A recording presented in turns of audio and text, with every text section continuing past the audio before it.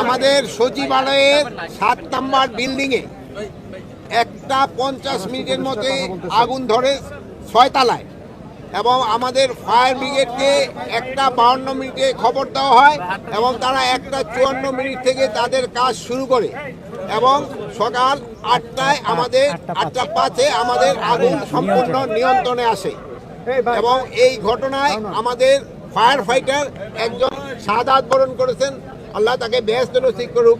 ইন্না লিল্লাহি ওয়া ইন্না ইলাইহি রাজিউন। উনি হলো বেহেশত রোড অ্যাক্সিডেন্টে মারা গেছে। উনি একটা পাইপ নিয়ে সচিবালয় থেকে রাস্তা পার হয়ে সচিবালয়ের দিকে আসতেছিল।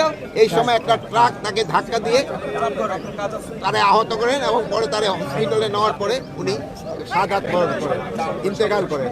আর এর সাথেও আরো 2-3 জন সামান্য আহত হয়েছে, তারা সবাই সুস্থ আছে। আমরা এখন ভিতরে কি হচ্ছে তা আমরা ভিতরে দেখব এবং পুরো সার্চ করার পরে কোনো কিছু পাওয়া যায় কিনা আমরা আপনাদের জানাতে পারবো।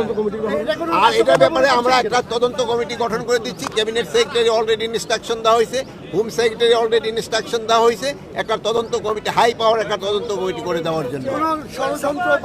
এটা ইনভেস্টিগেশনের আগে আমি তো বলতে পারবো না, ইনভেস্টিগেশনের পরে আপনাদের আমরা জানাবো। কত সদস্য তদন্ত কমিটি হচ্ছে এখন? তদন্ত কমিটি কত সদস্য? এটা 5 জন হতে পারে, 7 জন হতে পারে, 9 জন হতে পারে, 11 জন হতে পারে। এই মুহূর্তে তো আমরা পরে আপনাদের জানাই দিই। শুনুন, অ্যাক্সিডেন্ট তো সব জায়গায় হতে পারে, এটা তো এই জন্য তো অ্যাক্সিডেন্ট বলা হয়। সচিবালয়ও হইতে পারে, দেখো তো সচিবালয়ের ভিতরে তো গাড়ি রাখা হয় ফায়ার ব্রিগেডের গাড়ি না। আগুনটা 6 তলায় লাগছে, 11টা 7, 8 উপরের দিকে গেছে, কিন্তু নিচে আর আসতে পারে না। সবাই যখন জোয়ারে গা ভাসায়, কেউ কেউ ঘুরে দাঁড়ায়।